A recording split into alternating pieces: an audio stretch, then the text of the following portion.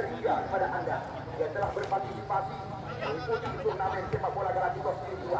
Namun sekali lagi bukan janji kami, janji daripada Haji Ziaur Rahman. InsyaAllah turnamen Galacticos yang akan datang akan kami langsungkan pada malam hari. Haji Ziaur Rahman telah mempersiapkan lampu penerang nanti. Kita lihat baik sekali umpan yang diarahkan tadi oleh Insya. Di sana kita lihat ada Pelu mencoba mengelabui.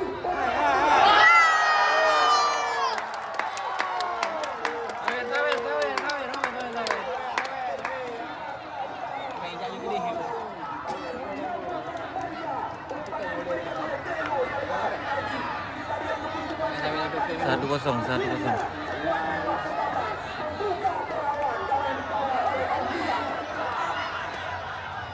Kita lihat juga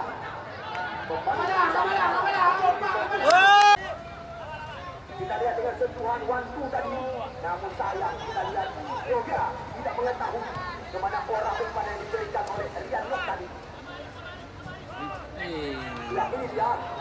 Nah, elok kan? Enam.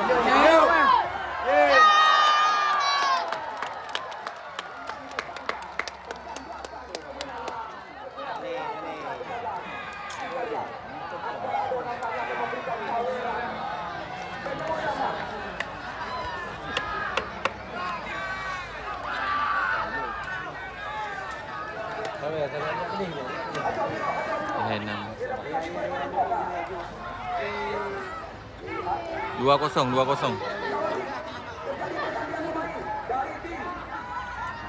Riano Jangka, Insaf Puding, terima kasih. 2-0 rekan. Skuad mewah menang. Riano Jangka.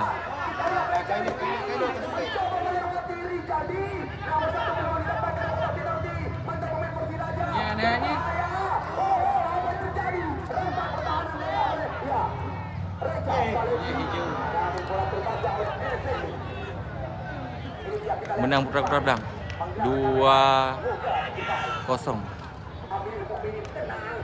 Pemain belakang Rian Nok Jangka dengan saja menguasai bola. Kita lihat Rian Nok 2-3 mencoba dilewati. Boris, terima kasih. Tidak ada rekan kita lihat yang membantu pergerakan kali ini. Ya, kita lihat. Lepas pengawalan Rian Nok Jangka.